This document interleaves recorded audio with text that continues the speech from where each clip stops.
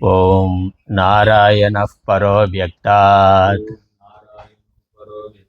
அண்டமவ்யக்தசம்பவம் அண்டஸ்யாந்தஸ்திமே லோகாः சப்தத்வீபா ச மேதினி.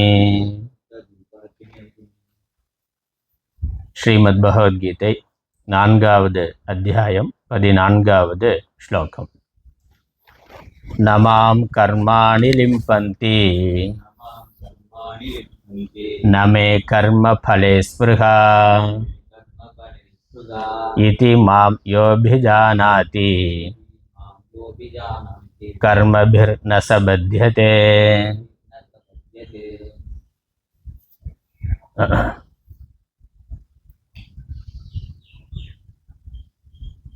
பகவான் ஸ்ரீகிருஷ்ணர் அர்ஜுனனுக்கு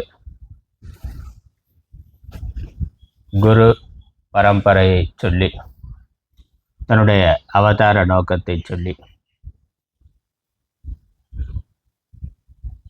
இந்த மனித பிறவியில் மனித லோகத்தில் முக்தி அடைவதற்கான கர்ம பலனை பெறுவதற்கான வாய்ப்பு விரைவாக இருக்கின்றது. ஏனெனில் இங்கு திட்டமிட்ட வாழ்க்கை முறையானது இருக்கின்றது. என்னால் ஒரு வாழ்க்கை முறை ஒழுங்குபடுத்தப்பட்டு திட்டமிடப்பட்டு கொடுக்கப்பட்டிருக்கின்றது. வர்ண ஆசிரம பேதம் என்று முறைப்படுத்தப்பட்டு கொடுக்கப்பட்டிருக்கின்றது. யார் அதில் ஸ்ரத்தையோடு அதை பின்பற்றுகிறார்களோ அவர்கள் அதற்கான கர்ம பலனை விரைவில் அடைகின்றார்கள் என்று சொன்னார். அதோட இப்படி இந்த சிருஷ்டி முதலானவைகளை நான் செய்திருந்தாலும் வாஸ்தவமாக நான் எதையும் செய்யவில்லை. என்னுடைய நிலையிலிருந்து எந்த மாறுபாடும் அடைவது இல்லை. பாரமார்த்திகமாக ஆத்மா எதையும் செய்வதும் இல்லை, செய்விப்பதும் இல்லை என்ற இந்த தத்துவத்தை, ஆத்ம தத்துவத்தை, ஆத்மா அகர்த்தா என்ற தத்துவத்தை யார் அறிகிறார்களோ அவர்கள் பந்தங்களிலிருந்து விடுதலை அடைகிறார்கள். அவர்களை பந்தங்கள் எதுவும் கர்மங்கள் எதுவும் கட்டுவது இல்லை, பந்தப்படுத்துவது இல்லை. அவர்களுக்கு புண்ணிய பாபம் இல்லை என்று சொன்னார். இந்த சிருஷ்டி, உலகம், உலக விவகாரங்கள், உடல்கள், இதிலிருந்து பிறப்பு இறப்பை அடைதல், புண்ணிய பாபங்களை அனுபவித்தல், இது எல்லாமே அஞ்ஞான காரியமாக இருக்கின்றது. அஞ்ஞானிகளுக்காக மாயையினால் ஈஸ்வரன் தற்காலிகமாக செய்திருக்கின்ற ஏற்பாடு. வாஸ்தவமாக இங்கு எல்லாம் ஆத்மஸ்வரூபம். யார் அந்த ஆத்ம தத்துவத்தை அறிந்து கொள்ளுகிறார்களோ, இந்த அஞ்ஞானத்திலிருந்து விடுதலை அடைகிறார்களோ, வாஸ்தவமாக எந்த செயலும் நடப்பது இல்லை. உலகம், உடல் எல்லாமே கல்பிதம், தற்காலிகமானது, தோற்றமாத்திரமானது என்ற சத்தியத்தை, உண்மையை அறிந்து கொள்ளுகிறார்களோ அவர்கள் தன்னை ஆத்மாவாகவே உணர்கிறார்கள். ஆகவே அவர்களுக்கு கர்த்திருவம் என்பது இல்லை.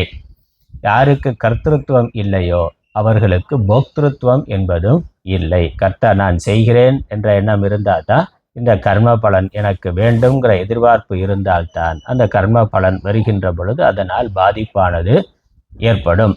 அந்த எதிர்பார்ப்பு இல்லை என்றால், எண்ணம் இல்லை என்றால், அங்கு கர்ம பலனால் பாதிப்பு என்பது இல்லை. கர்ம பலனால பாதிப்பு இல்லைன்னா இன்ப துன்பம் என்பது இல்லை. இன்ப துன்பத்தினால பாதிக்கப்படாத நிலைதான் முக்தி நிலை. அதனால் யார் என்னை நமாம் கர்மாணி லிம்பந்தி, என்னை கர்மங்கள் ஒட்டுவது இல்லை, எனக்கு கர்ம பலனில் பற்றுதல் இல்லை. அதனால் என்னைங்கிற பொழுது பகவான் தன்னை குறிப்பிட்டு சொல்லுகிறார். இங்கே தன்னை என்கிற பொழுது ஈஸ்வரனாகிய அல்லது கிருஷ்ணன் என்கிற அந்த அர்த்தத்தில் இல்லை, ஆத்மா என்ற அர்த்தம். ஆனால் பரமாத்மாவாகிய என்னை கர்மங்கள் ஒட்டுவது இல்லை, கர்ம பலனில் எனக்கு பற்றுதல் இல்லை. இந்த தத்துவத்தை யார் தன்னுடைய ஆத்மா, பரமாத்மாதான் இங்கு ஆத்மாவாக இருக்கின்றது. ஆகவே ஆத்மாவாகிய என்னை, ஆத்மாவாகிய என்னை கர்ம பலன் ஒட்டுவது இல்லை, எனக்கு கர்ம பலனில் இச்சை என்பது இல்லை என்று உள்ளவாறு அறிந்து கொள்ளுகிறார்களோ, ஆத்மாவை அறிந்து கொள்ளுகிறார்களோ, அவர்கள் கர்ம பந்தத்திலிருந்து விடுதலை அடைகிறார்கள். அவர்கள் கர்மங்களால் கட்டப்படுவது இல்லை. அதனால் ஈஸ்வரனை அறிந்து கொள்வதும் ஈஸ்வரனுடைய வாஸ்தவ சொரூபத்தை அறிந்து கொள்ளுதல் என்பதும் ஜீவன் தன்னுடைய வாஸ்தவ சொரூபத்தை யதார்த்த சொரூபத்தை அறிந்து கொள்ளுதல் என்பதும் இரண்டும் ஒன்றுதான். ஏன்னா ஆத்மா பரமாத்மா என்று இரண்டு இல்லை, ஒன்றுதான் இருக்கின்றது. சரீரங்கள் அநேகமாக இருக்கலாம், உபாதியில பேதம் இருக்கு. ஈஸ்வரனுக்கும் ஜீவனுக்கும் உபாதியில பேதம் இருக்கு. உபாதிங்கிறது வியாபகாரிக சத்தியம். விவகாரத்தில் அவர் பகவான் படைத்தவர், நடத்தி கொண்டிருப்பவர். ஜீவன் படைக்கப்பட்டவன், நடந்து கொண்டிருப்பவன். அது உபாதியில் இருக்கக்கூடிய பேதம். அதனால் விவகார நிலையில் பக்தி என்பது இருக்கலாம், அவர் பகவான் நான் பக்தன் என்பது இருக்கலாம். ஆனால் பாரமார்த்திக நிலையில் ஆத்மா ஒன்றுதான். ஆகவே பாரமார்த்திக சத்தியம் ஒன்றுதான். அது நித்தியமானது, பூர்ணமானது, ஆனந்தமானது. அது கர்மத்தை செய்வது இல்லை, எதையும் செய்வதும் இல்லை, செய்விப்பதும் இல்லை, செயலின் பலனை அனுபவிப்பதும் இல்லை. ஏன்னா அவ்வாறு செய்வதற்கு அதற்கு அந்நியமாக ஒன்றும் இல்லை, அது அடைவதற்கு அதற்கு அந்நியமாக ஒன்றும் இல்லை, அது மாத்திரமே இருக்கின்றது. அதனால் இந்த தத்துவத்தை யார் அறிந்து கொள்ளுகிறார்களோ அவர்கள் பந்தத்திலிருந்து விடுதலை அடைகிறார்கள். அவர்களை கர்மம் பந்தப்படுத்த முடியாது. அதனால் கர்மபிகி நச பத்தியதே, கர்மங்களால் அவர்கள் பந்தப்படுவது கட்டப்படுவது இல்லை. இப்போ கர்மத்துக்கு அவர்களை கட்டுவதற்கான சக்தி இல்லை. கர்மத்தை கர்த்திருவம் இருக்கிறவன் செய்கிற பொழுது அந்த கர்மங்கள் அவனை கட்டுகின்றன. ஆனால் ஞானியை கர்மங்களால் கட்ட முடியாது. கர்மத்துக்கு அந்த சக்தியானது இல்லை. அதனால் அடுத்த ஸ்லோகத்தில் அதை இன்னும் தெளிவுபடுத்தி சொல்லுகின்றார். ஆச்சாரியருடைய முகவுரை 15வது ஸ்லோகத்துக்கான முகவுரை. நாகம் கர்த்தா நமே கர்ம பலே ஸ்பிருகா இதி ஏவம் ஞாத்வா கிருதம் கர்ம பூர்வைரபி முமுக்ஷுபிஹ குரு கர்மைவ தஸ்மாத்வம் பூர்வைः பூர்வதரம் கிருதம். இவ்வாறு என்னது, எவ்வாறு? ஏவம் ஞாத்வானா, இவ்வாறு அறிந்து. அதனால் ஆச்சாரியர் முகவுரை கொடுக்கிறார். எவ்வாறு அறிந்துன்னு, ந அகம் கர்த்தா, நான் கர்த்தா இல்லை, நான் செய்பவன் இல்லை, நான் எதையும் செய்வது இல்லை. ஆத்மா எதையும் செய்வது இல்லை, நான் ஆத்மா. ஆகவே ஆத்மாவாகிய நான் எதையும் செய்வது இல்லை. எனக்கு நான் ஆத்மாங்கிறதுனால நான் பூர்ணமாக இருக்கின்றேன்.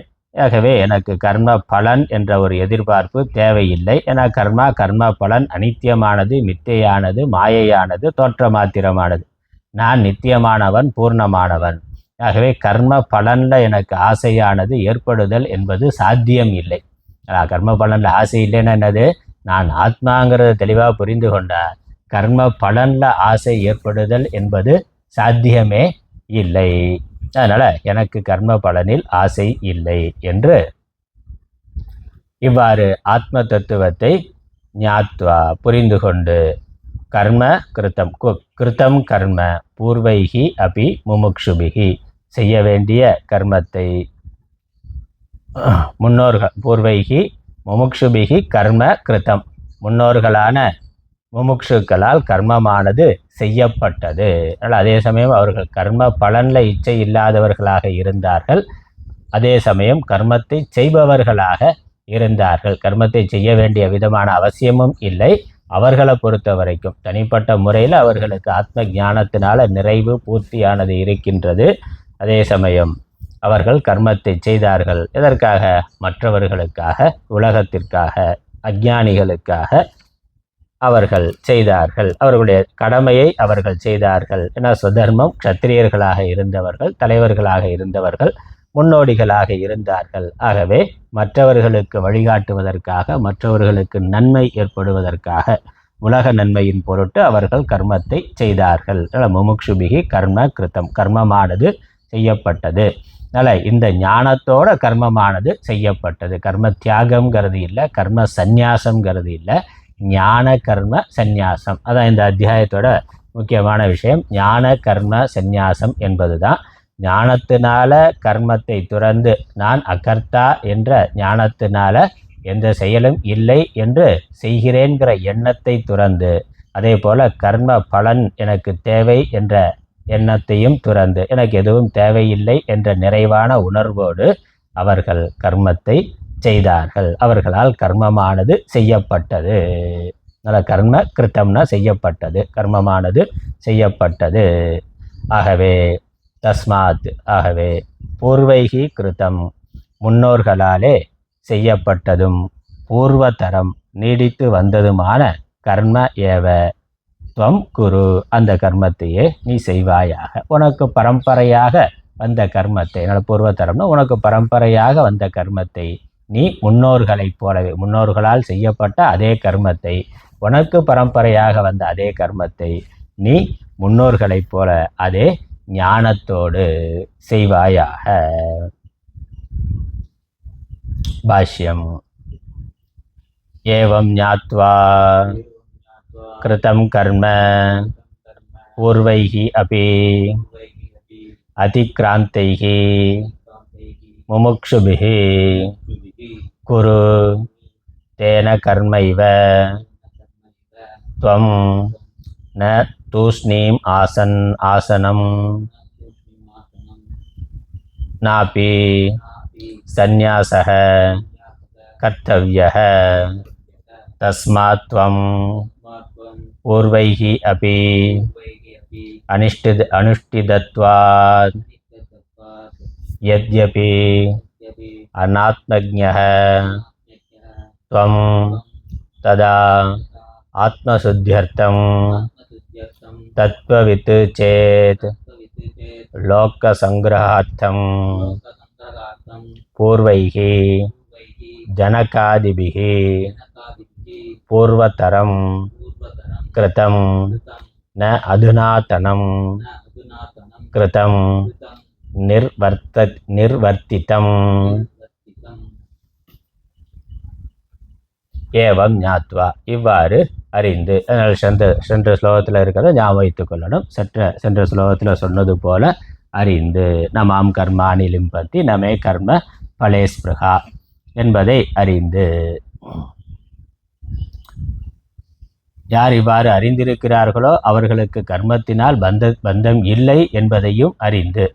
அதனால் அதை தெரிந்து கொள்வது மட்டுமில்லை, அது தெரிந்து கொள்வதனால என்ன பிரயோஜனம்னா, அதனால் எனக்கு புண்ணிய பாபம் இல்லை. ஏன்னா அர்ஜுனன் என்ன கேட்டான், என்னை ஏன் கோரமான கர்மத்தில் தள்ளுகிறீர்கள் அப்படிங்கிற அர்ஜுனுடைய கேள்வி அது நினைவில் இருக்கணும். அந்த கர்மத்தை கோரமானதுன்னா, ஏன்னா அதனுடைய விளைவை வைத்துக்கொண்டு இது துன்பமானதாக இருக்குது, பாப்பம் வருகிறது என்று அந்த அர்த்தத்தில் கோரமான கர்மம்னு சொன்னார்.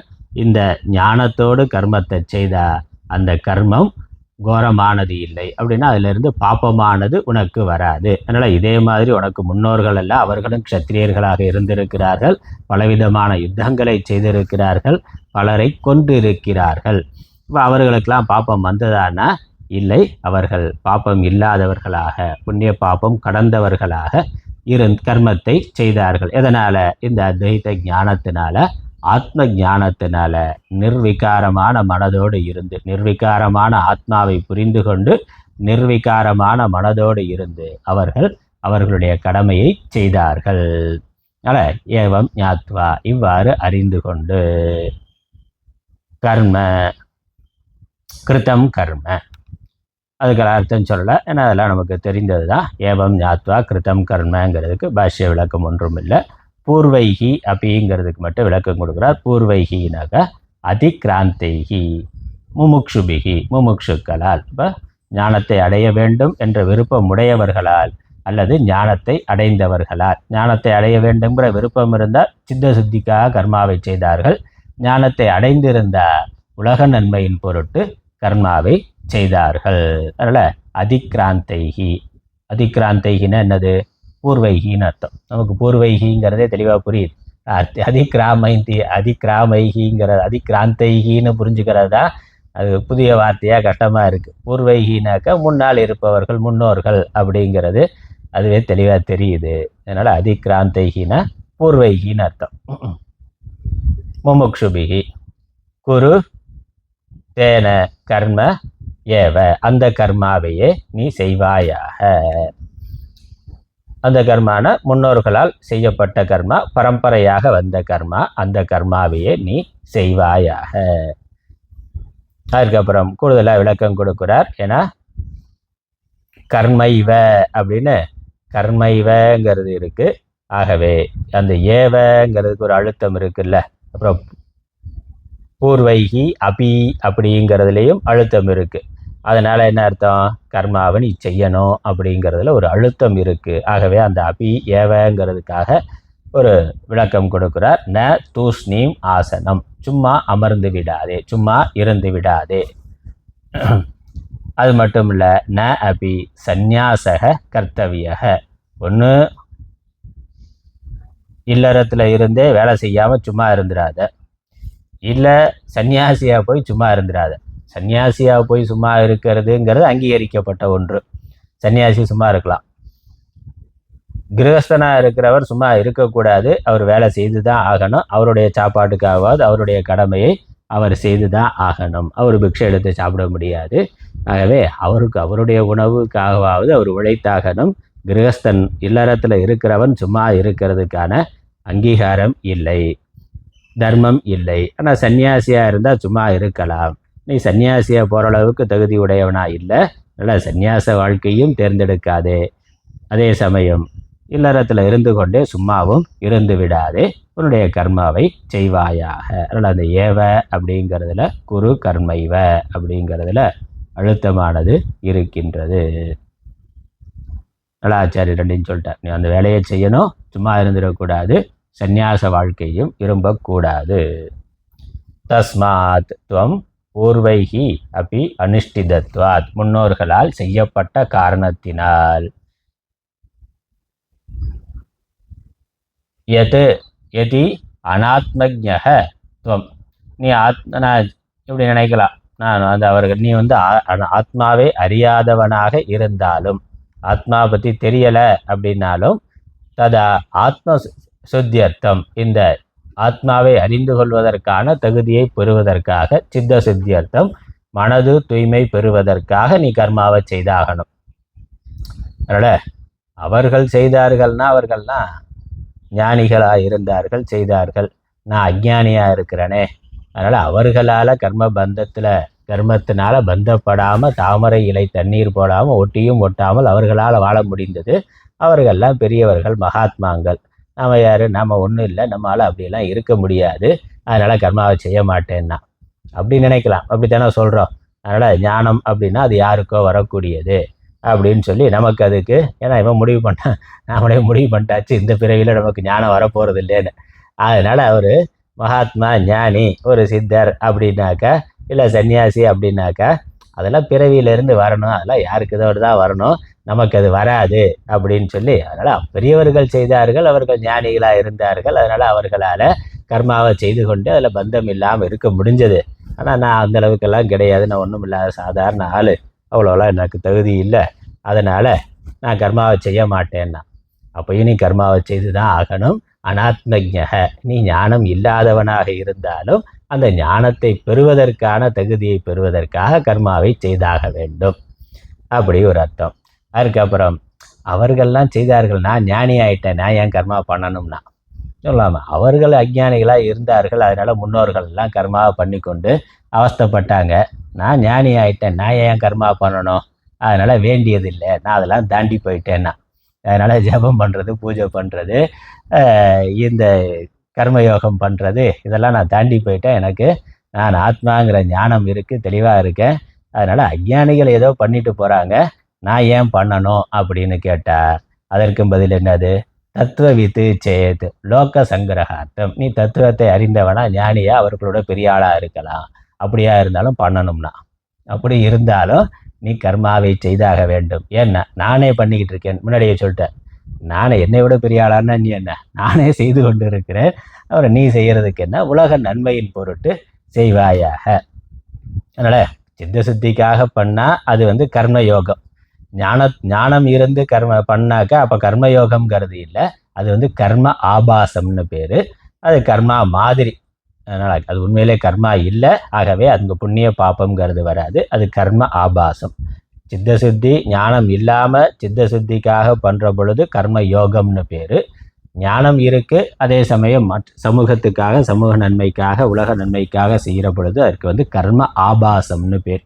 ஏன்னா அவர்களை பொறுத்த வரைக்கும் நான் செய்கிறேங்கிற எண்ணமே அவர்களுக்கு இல்லை, செயல் நடக்கிறதுங்கிற எண்ணமே இல்லை. ஆகவே அது கர்ம போலி, கர்மம் மாதிரியையுடைய, அது வாஸ்தவமாக கர்மா இல்லை. ஆகவே வாஸ்தவமான கர்மாவாக இல்லாததுனால அங்கே புண்ணிய பாப்பங்கிறது வருவது இல்லை.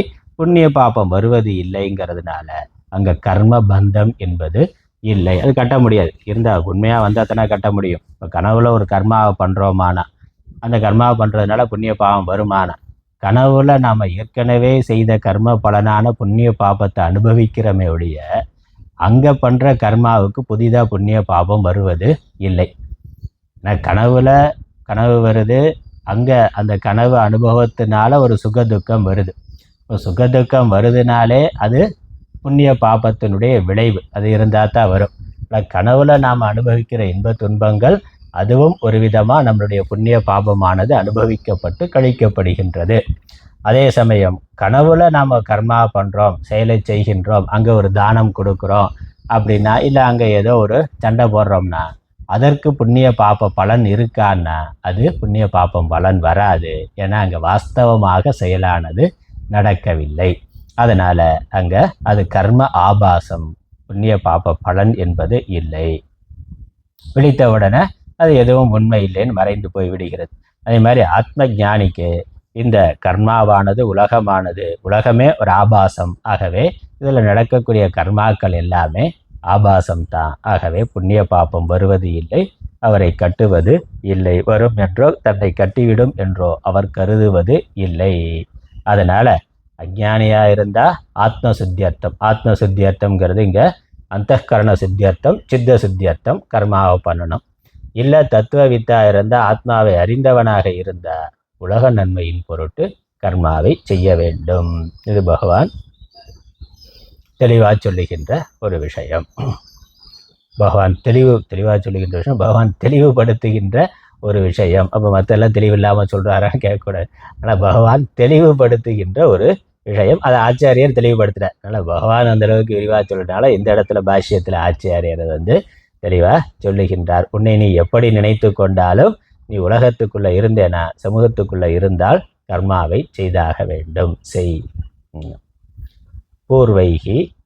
பூர்வைகிங்கிறதுக்கு விளக்கம் கொடுக்கிறார். ஜனகாதிபிகி, ஜனகர் முதலான உன்னுடைய முன்னோர்கள். பூர்வதரம் கிருத்தம், பூர்வதரம்ங்கிறதுக்கு ந அதுநாத்தனம். இப்போ புதுசாக எதையோ நீ செய்ய வேண்டாம், முன்னோர்கள் என்ன செய்தார்களோ அதே கர்மாவை செய்யணும். அதுநாத்தனம்னா புதுசாக. இப்போ நான் இதெல்லாம் புரியோர்கள்லாம் ஒரு மாதிரி செஞ்சாங்க, நான் புதுமையாக பண்ணுறேன், புதுசாக பண்ணுறேன், அதெல்லாம் வேண்டாம், அதெல்லாம் பழம்பஞ்சாங்கம் அப்படின்லாம் நினைக்காம அவர்கள் என்ன செய்தார்களோ அதை நீ ஒழுங்காக செஞ்சால் போதுமானது. இதில் புரட்சி, புதுமை, மாற்றம் அப்படின்னு எதையாவது பண்ணி சாஸ்திர விரோதமாக ஏதாவது பண்ணிவிட்டு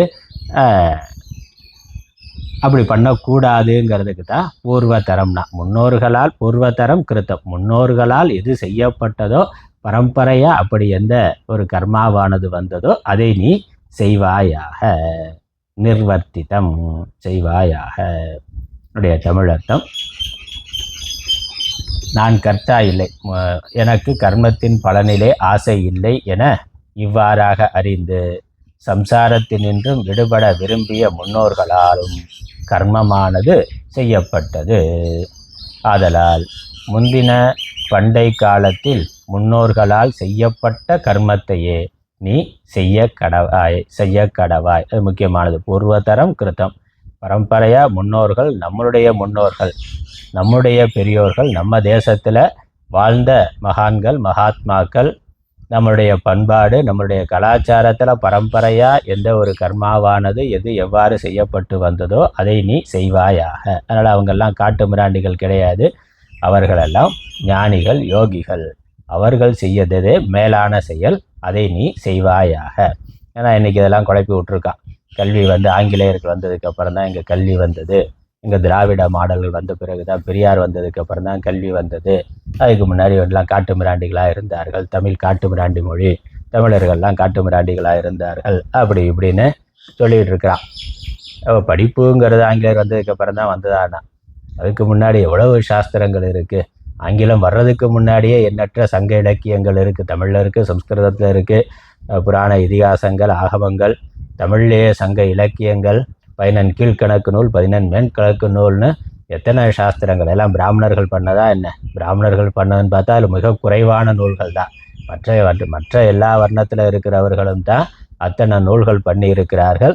அதில் பெண் புலவர்களும் இருந்திருக்கிறார்கள். இப்போ எல்லோருக்குமே கல்விங்கிறது இருந்திருக்கு. இவ்வளவு சாஸ்திரம், தத்துவ சாஸ்திரமும் சரி, தர்ம சாஸ்திரம், நீதி சாஸ்திரம், பக்தி இலக்கியங்கள் எவ்வளவு இருந்திருக்கு. அதெல்லாம் பெரியார் வந்ததுக்கப்புறம் வந்ததா என்ன? இல்லை ஆங்கிலேயர் வந்ததுக்கப்புறம் வந்ததா என்ன? அதுக்கு முன்னாடியே எல்லாம் தெளிவாக இருந்திருக்கு. எல்லா விஷயத்திலையுமே சாஸ்திரம் இருந்திருக்கு. எல்லா கலைகளும் 64 கலைகள்னா, 64 கலைகளுக்கு பேர் கூட நமக்கு ஒழுங்காக தெரியாது. அவ்வளவு பாடப்பிரிவுகள் இன்றைக்கு இல்லை. அத்தனை கலைகள் இருந்திருக்கு. அத்தனை கலைகளுக்கு முறையான கல்வி நூல்கள் இருந்திருக்கின்றன. அப்போ அதை செய்தவர்கள் பண்டிதர்கள், அறிஞர்கள், யோகிகள், ஞானிகள் இருந்திருக்கிறார்கள். அதனால் நம்ம புதுசாக ஒன்றும் பண்ண வேண்டாம். ஏற்கனவே செய்ததை முறையாக சரியாக ஸ்ரத்தையோடு செய்தால் போதுமானது. அதனால் பூர்வதரம் கிருத்தம்னா பண்டை காலத்தில் முன்னோர்களால் செய்யப்பட்ட கர்மத்தையே நீ செய்வாயாக. அதனால் அதை செய்யாமையும் விட்டு விடாதே. புதிதாக நான் எதையோ செய்கிறேன்னு அப்படியும் இருந்து விடாதே. பரம்பரையாக வந்த கலாச்சாரமாக பண்பாடாக முன்னோர்களால் எது செய்யப்பட்டு வந்ததோ அதை அப்படியே செய்வாயாக.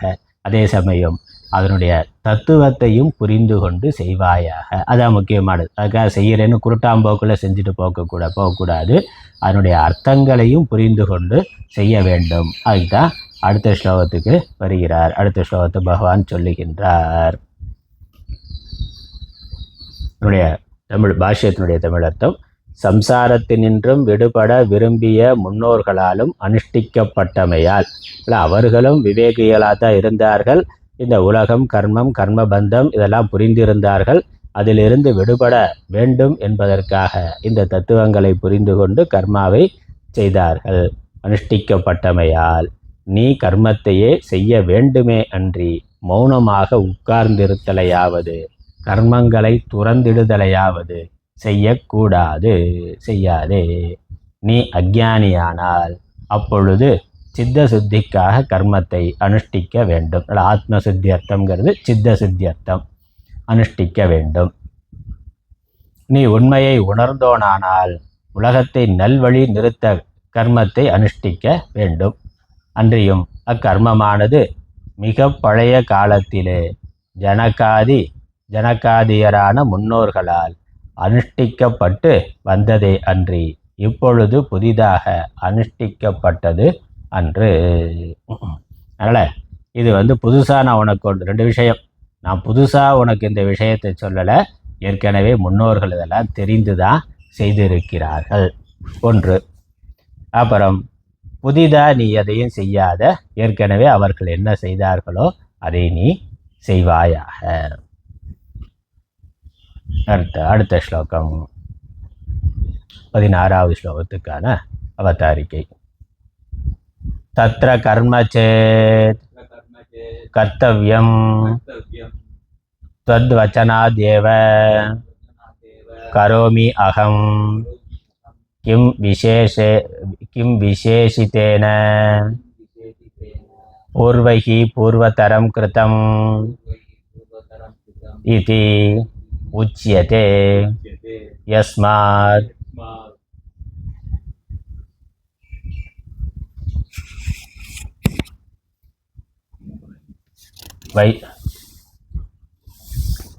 அகம் வைஷம்யம்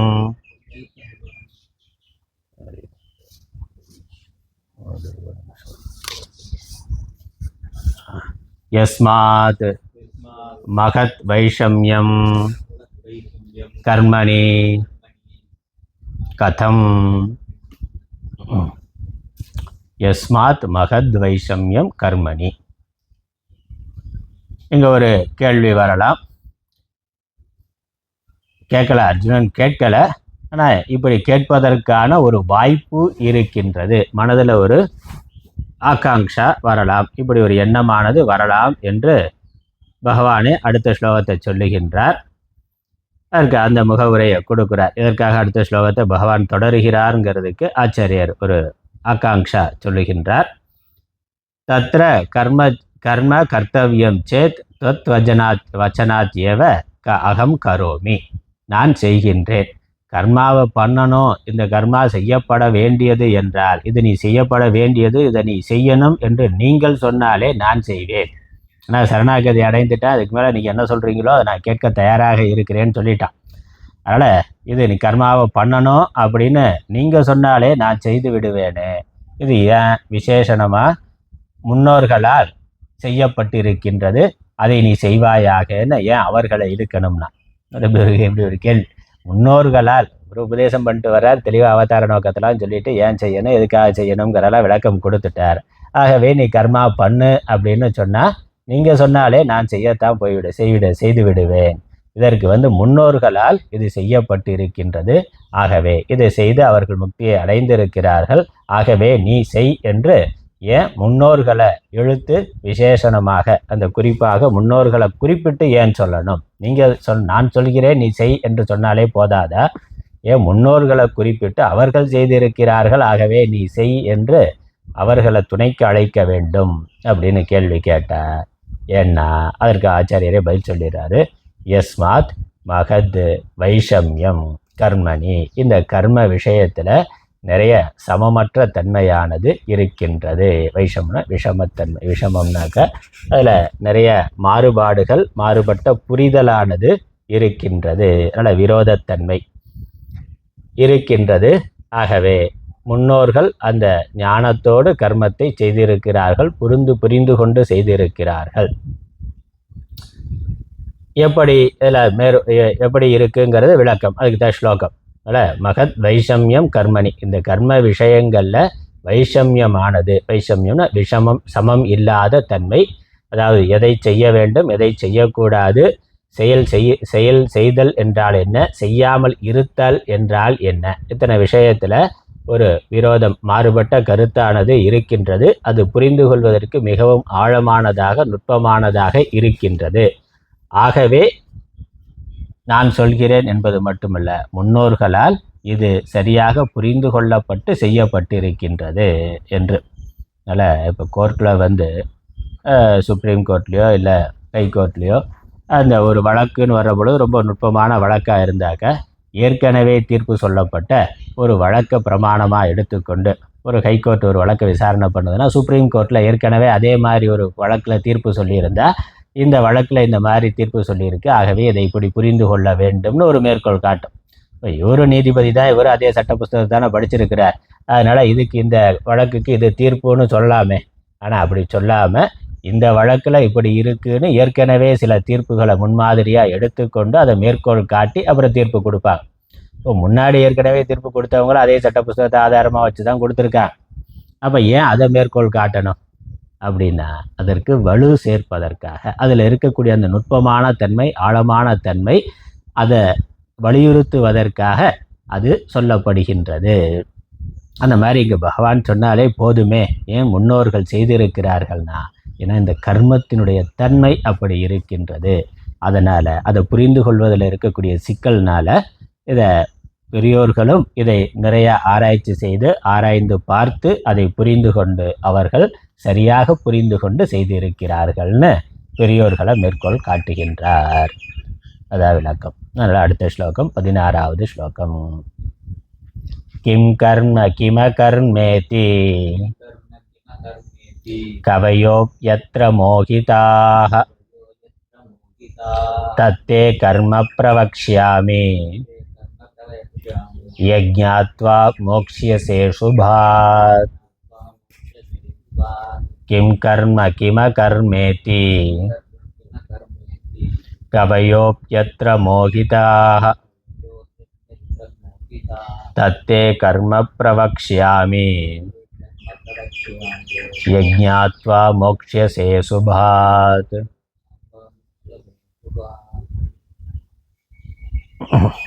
கர்ம கிம் அகர்ம கிம் இதி அத்ர. கவயக அபி மோகிதாக யத் ஞாத்வா அசுபாத் மோக்ஷ்யசே தத் கர்ம தே பிரவக்ஷ்யாமி. கர்ம கிம் அகர்ம கிம். கிம் கர்ம.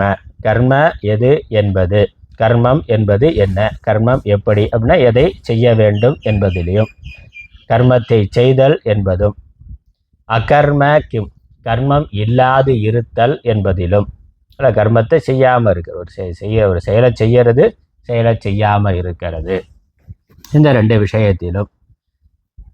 இது அத்திர கவயக அபி என்கின்ற இந்த விஷயத்தில் மோகிதாக பண்டிதர்களும் கூட, கவிகள் அப்படிங்கிறது இங்க பண்டிதர்கள் மோகத்தை அடைந்திருக்கிறார்கள். எது செயல், எது செயலின்மை. கர்மங்கிறது செயல், அகர்மங்கிறது செயலின்மை. எது செயல், எது செயலின்மை என்பதில் பண்டிதர்களும் கூட மோகத்தை அடைந்திருக்கிறார்கள். இதில் மோகம் அடைகிறதுக்கு என்ன இருக்குது அப்படின்னு கேட்கலாம். அதுக்கு பகவான் விளக்கம் சொல்கிற பொழுது நமக்கு தெரியும். எது ஞாத்வா அசுபம் மோக்ஷியசே.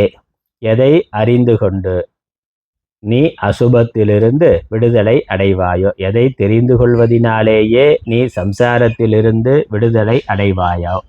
சுபம்னா மங்களம், அசுபம்னா அமங்கலம், அமங்கலம்னா துன்பம், துன்பம் என்பது சம்சாரம். அதனால் அசுபம்ங்கிறது இங்கே சம்சாரத்திலிருந்து மோக்ஷியசே விடுதலை அடைவாயோ.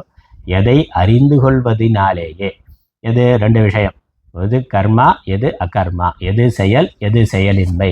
இந்த தத்துவத்தை தெரிந்து கொள்வதினாலேயே ஒருவன் கர்ம பந்தத்திலிருந்து விடுதலை, சம்சாரத்திலிருந்து விடுதலையை அடைந்து விடுவான். தத்து கர்ம தே பிரவக்ஷ்யாமி. அந்த கர்மத்தை நான் சொல்லுகிறேன். கர்மத்தை சொல்லுகிறேன்கிற பொழுது அகர்மத்தையும் சொல்லுகின்றேன். எது கர்மா, எது அகர்மா. கர்ம அகர்மாக்களை பற்றி நான் உனக்கு சொல்லுகின்றேன். ஏன் அது சொல்ல வேண்டி இருக்குன்னா, இந்த விஷயத்துல பண்டிதர்களும் கூட மோகத்தை அடைந்திருக்கிறார்கள். பாஷ்யம். கிம் கர்ம கிம் ச அகர்ம இதி கவயः மேதாவினः அபி அத்ர அஸ்மின் கர்மாதி விஷயே மோகிதாः மோகம் கதாः அத்தः தே துப்யம் அகம் கர்ம அகர்ம ச பிரவக்ஷ்யாமி யஜ்ஞாத்வா விதித்வா கர்மாதி மோக்ஷ்யசே அசுபாத் சம்சாரா. கிம் கர்ம கிம் ச அகர்ம. எது கர்மா, எது செயல் என்றும், எது செயலின்மை என்றும், அல்லது சும்மா இருத்தல். செயலின்மைங்கிறது சும்மா இருத்தல்னு சொல்லலாம். சும்மா இருத்தல், செயல் செய்து கொண்டு இருக்கிறது, செயல் செய்யாமல் சும்மா இருக்கிறது. அதனால் எது செயல், எது செயலின்மை, செயலற்று சும்மா இருத்தல் என்பதில் கவயக கவிகளும் கூட, கவினாக்கா மேதாவினக, இந்த சாஸ்திர விஷயங்களை, தர்ம சாஸ்திர விஷயங்களை ஆராய்ந்து அறிந்திருக்கக்கூடிய மேதாவிகளும் கூட, மேதாசக்தியுடையவர்கள் மேதாவிகள், பண்டிதர்கள் அவர்களும் கூட, அபீன அவர்களும் கூட, அவர்களும் மோகத்தை அடைந்திருக்கிறார்கள்னா சாதாரண மக்களை பற்றி சொல்ல வேண்டியது. அதனால் அபிங்கிறது அவர்களும் கூடனா கிமுத்திக்க ஞானம், நியாயம். அவர்களுக்கே புரியலைன்னா, பண்டிதர்களுக்கே அதில் குழப்பம் இருக்குது அப்படின்னா சாதாரண மக்களை பற்றி சொல்லணுமா? அங்கேயும் குழப்பம் இருக்குது என்பது தான். அதனால் அபி அத்திரன எத்திர அஸ்மின் கர்மாதி விஷயே. அஸ்மின்கிறது அத்திரன அஸ்மின், இந்த கர்மம் முதலான விஷயங்களே. இதில் கர்மம் அகர்மம் என்ற இந்த விஷயத்தில், எது செயல் எது செயலின்மை என்ற இந்த விஷயத்தில் மோகிதாக மோகம் கதாக, மோகத்தை அடைந்திருக்கிறார்கள். மோகத்தை அடைந்திருக்கிறார்கள், குழப்பத்தை அடைந்திருக்கிறார்கள். எது சரியானது, எது செயல் எது செயலின்மை என்பதில் மாறுபட்ட கருத்தை கொண்டிருக்கிறார்கள். அதக ஆகவே தே தேன துப்பியம் உனக்கு அகம் நான் கர்ம அகர்மச்ச பிரவக்ஷாமி கர்மத்தை பற்றியும் அகர்மத்தை பற்றியும் செயலை பற்றியும் செயலின்மை பற்றியும் பிரவக்ஷாமி கூறுகிறேன். ஏன் அதை தெரிந்து கொள்ளணும்? தெரிந்து கொள்றதுனால என்ன பிரயோஜனம்? நான் கர்மா பண்ணவா வேண்டாமா? அதுக்கு மட்டும் பயில சொல்லுங்கன்னா, இதை தெரிந்து கொள்வதினால் எது ஞாத்வா ஞாத்வானா விதித்வா எதுனாக்கா கர்மாதி ஞாத்வா எந்த கர்மம் முதலானவைகளை கர்மம் அகர்மம் முதலானவற்றை தெரிந்து கொள்வதினால் மோக்ஷியசே நீ அசுபாத் மோக்ஷியசே அசுபத்திலிருந்து விடுதலை அடைவாய். அசுபாத்னா சம்சாரத்திலிருந்து விடுதலையை அடைவாயோ. அந்த கர்மத்தை பற்றியும் அகர்மத்தை பற்றியும் ஞானிகள் குழப்பத்தை அடைந்திருக்கிறார்கள். அதனால் நான் அதை உனக்கு சொல்லுகின்றேன். அதனால் இதை தெரிந்து கொள்வதனாலேயே முக்கியமான ஒன்று, இதை தெரிந்து கொள்வதனாலேயே மோட்சமானது கிடைத்து விடுகின்றது. இந்த ஞானமே மோட்சத்தை தெரிகின்றது. அதற்கு மேலே ஒரு ஒன்றும் பண்ண வேண்டாம். இந்த ஞானமே எது கர்மா எது அகர்மா என்று ஒருவன் தெல்ல தெளிவாக சரியாக புரிந்து கொள்வதனாலேயே ஒருவன் மோட்சத்தை அடைந்து விடுகிறான். அசுபத்திலிருந்து சம்சாரத்திலிருந்து விடுதலையை அடைந்து விடுகிறான். இதனுடைய தமிழ்: கர்மம் இது, அகர்மம் இது, அகர்மம் இன்னது என்பது. மனுஷ்ய லோகத்திலே கர்மத்தை செய்ய வேண்டுமென்றால் நீங்கள் சொல்வதனாலேயே நான் அதனை செய்கிறேன் எல்லாமே. ஆகவே அஞ்ஞானம் முன்னோர்களாலே மிக பழைய காலத்தில் செய்யப்பட்டது என்று சிறப்பித்து கூறியதினால் என்ன என்பது. நீங்கள் சொன்னாலே நான் செய்து விடுவேன். இது முன்னோர்கள் சொன்னார்கள், பழைய காலத்தில் சொல்லப்பட்டது, அவர்களால் செய்யப்பட்டதுன்னு ஏன் சொல்ல வேண்டும்? கூறுவோம். ஏனெனில் கர்மத்தை அறியும் விஷயத்திலே அதிக அருமை இருக்கின்றது. அதில் அதிகம் அருமை, வைஷமியம்ங்கிறத அருமை அப்படிங்கிற அர்த்தம் கொடுக்குறார். அரியன்னா அரியத்தன்மை, அதை புரிந்து கொள்வதில் அரியத்தன்மை, ஒரு கடினமான தன்மை, ஒரு நுட்பமான விஷயம், ஒரு ஆழமான விஷயம், ஆழமான ஒரு தத்துவமானது அங்கு இருக்கின்றது. உண்மையிலேயே ரொம்ப ஆழமான ஒரு புரிதல் தான். நம்ம மேலோட்டமாக பார்த்தோம்னாக்கா இது சாதாரணமான ஒரு விஷயம் தெரியும். ஆனால் எங்கே தான் சாஸ்திரம்ங்கிறது முக்கியத்துவம் உடையதாகுது பகவான் விளக்கம் கொடுக்குற பொழுது நமக்கு தெரியும். அர்ஜுனனே, அப்போ அடுத்த கேள்விக்கான அடுத்த ஸ்லோகத்துக்கான முகவுரையிலேயே இது நமக்கு தெரியும், பார்க்கலாம். அருமை இருக்கிறது. கர்மம் என்பது என்ன, அகர்மம் என்பது என்ன என்ற இதிலே அறிவுடையோரும் மயங்கி விட்டார்கள். நீ எதனை அறிந்து தீமையினின்றும் விடுவிக்கப்படுவாயோ அந்த கர்மத்தையும் அகர்மத்தையும் நான் உனக்கு உபதேசிப்பேன். இவ்விஷயத்திலே அறிவுள்ளவரும் கூட மயக்கமடைந்துள்ளார். ஆகவே யான் உனக்கு கர்மத்தையும் அகர்மத்தையும் அவை இன்னவை என்று விரித்து கூறுவேன். அதனால் அதை தெளிவாக சொல்லுவேன். நீ கர்மம் முதலான எவற்றை அறிந்து சம்சாரத்தினின்று விடுவிக்கப்படுவாயோ அவற்றை விவரமாக சொல்வேன். அது அங்கே பாஷ்யத்தில் சொல்லலை. விடுவிக்கப்படுவாயோ அப்படின்றது அசுபாத் மோக்ஷசே. அந்த தத்துவத்தை நான் உனக்கு விரிவாக சொல்லுவேன். இப்படி சொன்ன உடனே அர்ஜுனனுக்கு இன்னொரு கேள்வி வரலாம். அடுத்த ஸ்லோகத்துக்கான முகவுரை: நச்சைதத் த்வயா மந்தவ்யம் கர்ம நாம தேகாதிசேஷ்டா லோக பிரசித்தம் அகர்ம நாம தத் அக்ரியா தூஷ்ணீம் ஆசனம் கிம் தத்ர போத்தவ்யம் இதி கஸ்மாத் உச்யதே. ஏதத்து துவயா ந மந்தவ்யம். உன்னால் இவ்வாறு நினைக்கப்படக்கூடாது. எவ்வாறு நினைக்கப்படக்கூடாது? பகவான் சொல்கிறார், நான் கர்மத்தை பற்றி அதை அகர்மத்தை பற்றி உனக்கு சொல்கிறேன். ஏன்னா இதில் இந்த விஷயத்தில் பண்டிதர்களும் கூட மோகத்தை அடைந்திருக்கிறார்கள். அந்த மோகம் கூடாது என்பதற்காக நான் அதை விவரித்து சொல்லுகிறேன் அப்படின்னு சொன்னான். அர்ஜுனன் இப்படி நினைக்கலாம், இதில் என்ன தெரிந்து கொள்ள வேண்டியது இருக்கு, இது யாருக்கு தான் தெரியாதுன்னா லோக பிரசித்தம்னா, லோகம் உலகத்தில் இருக்க எல்லாருக்குமே தெரியுமே. செயல்னா என்ன, செயல்படாமல் சும்மா இருக்கிறதுனா என்ன, எல்லாருக்குமே தெரியுமே. 5 நாள் வேலைக்கு போகிறோம், 6 நாள் வேலைக்கு போகிறோம், அது செயல். ஞாயிற்றுக்கிழமை வீட்டில் இருக்கிறோம், அது செயலின்மை, அவ்வளோதானே. இது என்ன, செயலை எடுத்து செஞ்சால் அது செயலாக கர்மாதி சேஷ்டானா. கர்ம நாம, கர்மானா என்னது, தேகாதி சேஷ்டானா. தேகம் உடம்பால் செய்கிறது, அல்லது வாக்கால் பேசிக்கிட்டே இருக்கிறது, அல்லது மனதுனால எதையோ சிந்தனை பண்ணிக்கிட்டு இருக்கிறது, இவ்வளோதான. திரிகரணம் இருக்குது, மனசு வாக்கு காயம் இருக்குது. மனதாலேயோ வாக்காலேயோ உடலாலேயோ எதையாவது உருட்டி கொண்டு இருந்தால், எதையாவது செய்து கொண்டு இருந்தால் அதான கர்மா. இது எல்லாருக்கும் தெரிஞ்சது தானே லோக பிரசித்தம்னா. இதில் என்ன புரிந்து கொள்றதுக்கு சிக்கல் இருக்குது, சாதாரணமான எனக்கே தெரியுமே, இதில் என்ன பண்டிதர்களுக்கு குழம்ப வேண்டி இருக்குன்னா. பண்டிதர்களை ரொம்ப யோசனை பண்ணால் குழப்பம்தான் வரும். பண்டிதர்கள் தானே குழப்பவாதிகள் தான், அதிகமாக யோசித்து கடைசியில் குழப்பத்தில் முடிப்பார்கள். சாதாரண மனிதர்கள் சாதாரணமாக செஞ்சுட்டு போயிடுவான்.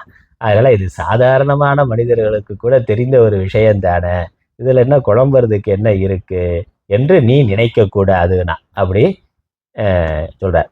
இல்லை அக்கர்மனா, அதனால் கர்மானா உடம்பு முதலானவைகளை வச்சு செய்கிற செயல்.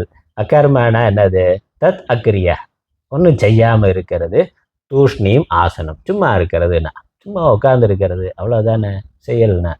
இதில் என்ன இருக்குது, கிம் தத்திர போத்தவியம், இதில் தெரிந்து கொள்வதற்கு என்ன இருக்கிறது. இது எல்லாமே சாதாரணமாக எல்லோருக்கும் தெரிந்தது தானே. அதனால் இதில் தெரிந்து கொள்வதற்கு தான் என்ன இருக்கிறது, அல்லது இதில் குழப்புவதற்கு குழம்பிக் கொள்வதற்கு என்ன இருக்கிறது, மோகத்தை அடைவதற்கு இதில் என்ன இருக்குது அப்படின்னு கேட்டா, அப்படின்னு நீ நினைத்தால், அதனால் இப்படி நீ நினைக்கக்கூடாது அப்படின்னு சொல்லிட்டு சொல்கிறார்.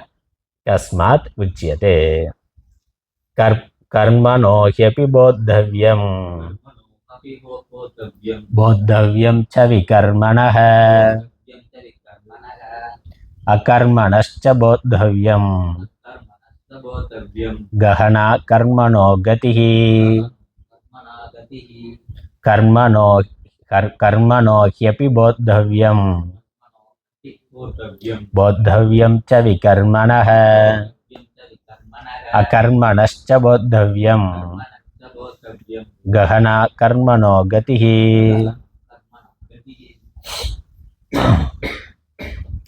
கர்மணஹ த்வம் போத்தவ்யம், கர்மணஹ கர்மாவை நீ அறிந்து கொள்ள வேண்டும். இதில் கர்மணக ஸ்வரூபம், கர்மணக தத்துவம் என்பதை நம்ம சேர்த்து கொள்ளணும். கர்மாவினுடைய தத்துவத்தை நீ அறிந்து கொள்ள வேண்டும். கர்மாவினுடைய ஸ்வரூபம் என்ன, தத்துவம்னா ஸ்வரூபம். கர்மாவை அறிந்து கொள்ள வேண்டும்னா கர்மாவினுடைய தத்துவத்தை, கர்மாவினுடைய ஸ்வரூபத்தை நீ அறிந்து கொள்ள வேண்டும், அறிந்து கொள்ளப்பட வேண்டும். கர்மாவினுடைய தத்துவமானது அப்படி எடுத்துக்கொள்ளணும். கர்மாவினுடைய தத்துவமானது அறிந்து கொள்ளப்பட வேண்டும், கர்மாவினுடைய ஸ்வரூபமானது அறிந்து கொள்ளப்பட வேண்டும்.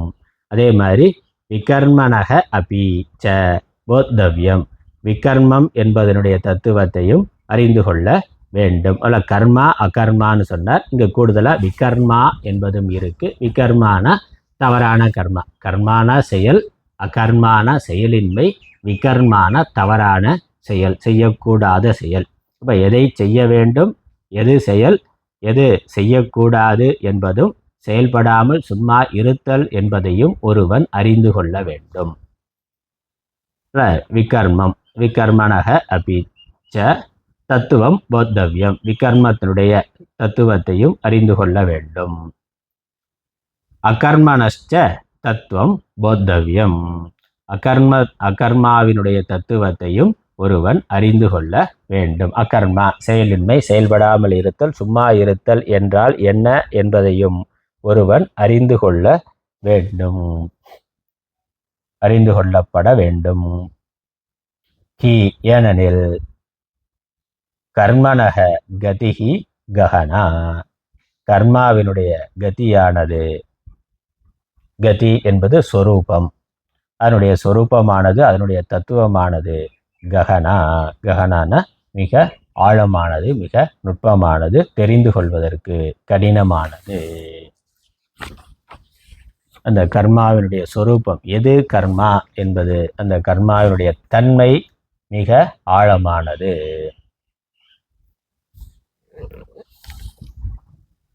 பாஷ்யம். கர்மணः சாஸ்திரவிகிதஸ்ய ஹி யஸ்மாத் அபி அஸ்தி போத்தவ்யம். போத்தவ்யம் ச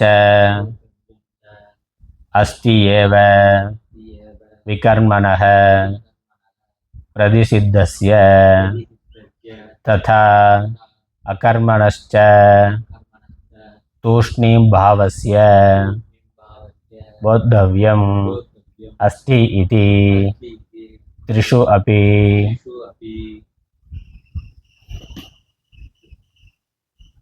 அத்யாஹாரः கர்த்தவ்யः யஸ்மாத் கஹனா விஷமா துர்ஞேயா கர்மணः இதி உபலக்ஷணம் அத கர்மாதீனாம் கர்ம அகர்ம விகர்மணாம் கதிஹி யாதாத்மியம் தத்துவம் இத்யர்த்தः.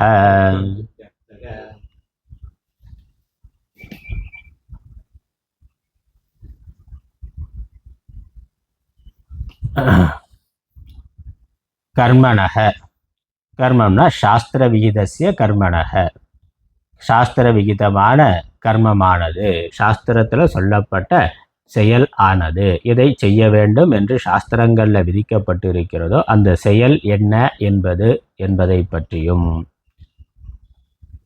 அஸ்தி போத்தவ்யம், அஸ்திங்கிறத சேர்த்து கொள்ளணுங்கிறார். போத்தவ்யம் அஸ்தி, அறிந்து கொள்ளப்பட வேண்டும், அறிந்து கொள்ளப்பட வேண்டியது உண்டு என்று சேர்த்து கொள்ளணும். அஸ்திங்கிறத சேர்த்து கொள்ளணுங்கிறத ஆச்சாரியர் சொல்றார். அறிந்து கொள்ளப்பட வேண்டியது உண்டு. அப்புறம் போத்தவ்யம் ச அஸ்தி எதை, விகர்மணக பிரதிசித்தஸ்ய, பிரதிசித்தமான, அதாவது சாஸ்திர விரோதமான கர்மாவையும் அல்லது சாஸ்திரத்தில் செய்யக்கூடாது என்று எது சொல்லி இருக்கிறதோ அந்த கர்மாக்களை பற்றியும் தெரிந்து கொள்ளப்பட வேண்டியது இருக்கின்றது. ததா அப்படியே அகர்மணஸ்ச, கர்மா இல்லாமல் இருத்தல், செயல் இல்லாமல் இருத்தல், செயனின்மை, அதாவது தூஷ்ணீம் பாவசிய, சும்மா இருத்தல் என்பதனுடைய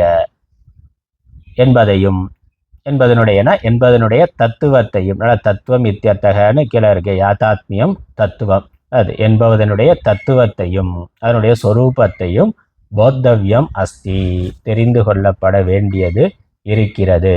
இது த்ரிஷு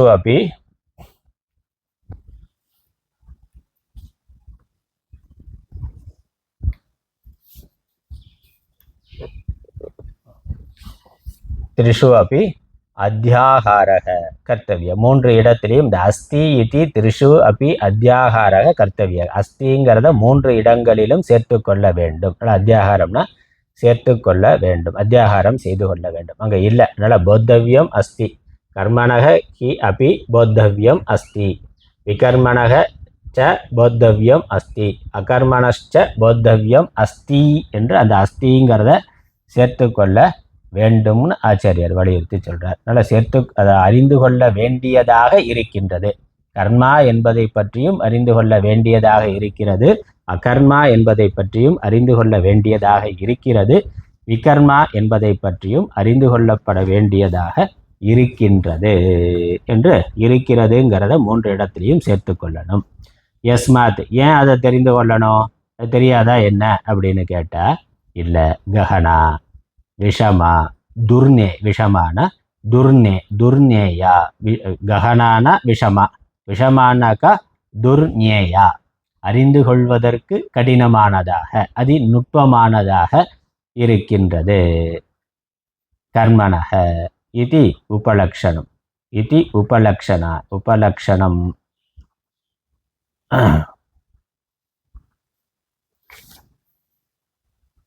உபலக்ஷணார்த்தம். அதோட உபலக்ஷணம் அங்கே என்னுடைய புக்கில் அது விட்டு போயிருக்கு.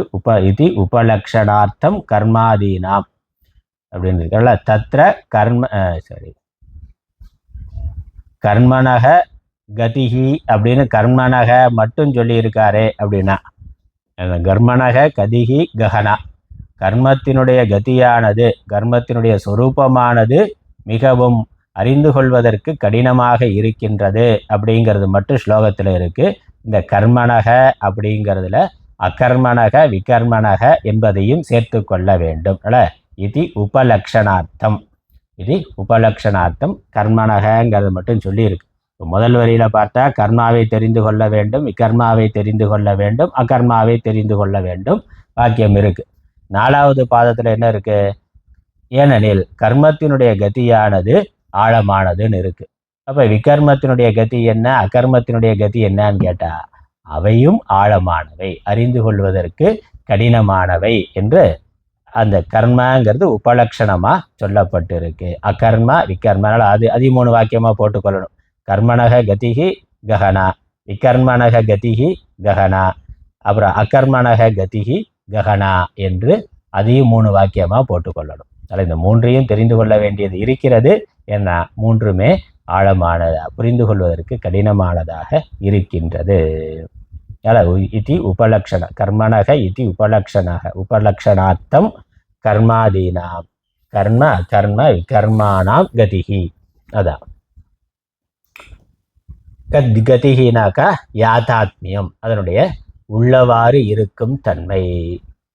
தத்துவம் யாதாத்மியம்னா தத்துவம் இத்தியர்த்தக, அதனுடைய தத்துவமானது அதனுடைய சொரூபமானது அது உள்ளவாறு இருக்கும் தன்மையானது அறிந்து கொள்ளப்படவே அது கடினமானதாக, அறிந்து கொள்வதற்கு கடினமானதாக, மிக ஆழமானதாக, மிக நுட்பமானதாக இருக்கின்றது. இதில் என்ன ஆழம் இருக்குது, இதில் என்ன கஷ்டம் இருக்குது அப்படின்னு கேட்டால் அது ரொம்ப ஈஸியாக இருக்குதுன்னு நினைக்கிறேங்கிறதுனால அடுத்த ஸ்லோகத்தை பகவானே கஷ்டமாக சொல்கிறேன். அடுத்த ஸ்லோகம் ரொம்ப முக்கியமான ஒரு ஸ்லோகம், ரொம்ப ஆழமான கருத்துடைய ஒரு ஸ்லோகம், ரொம்ப சிக்கலான ஒரு ஸ்லோகம். அதை நம்ம அடுத்த வகுப்பில் பார்க்கலாம்.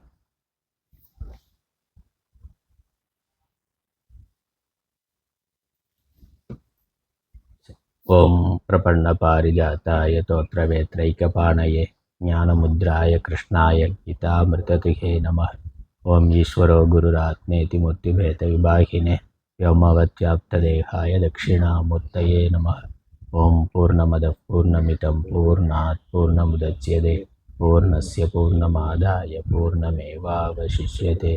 ஓம் சாந்தி சாந்தி சாந்தி. ஹரி ஓம்.